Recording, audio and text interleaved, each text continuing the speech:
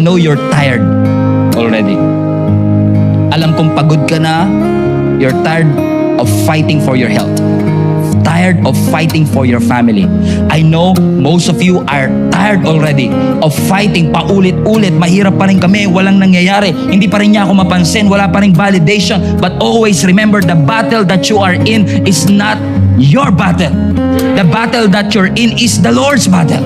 Si Lord ang kasama mo, He will fight for you. Napansin niyo ba that sometimes, instead of you choosing the battle is choosing you. Parang ikaw pinipili. Parang, kaya ko ba talaga yan, Lord? Sure ka ba? Kasi parang kung tayo lang makakapili ng problema, hindi mo naman kasi pipiliin yung mahirap eh. Naisip niyo ba yung buhay na kayo pumipili?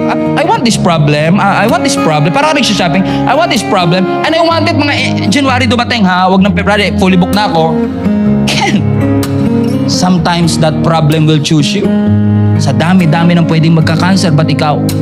Sa dami-dami ng pwedeng maghirap, ba't ikaw? Sa dami-dami ng pwedeng magkasakit, ba't ako?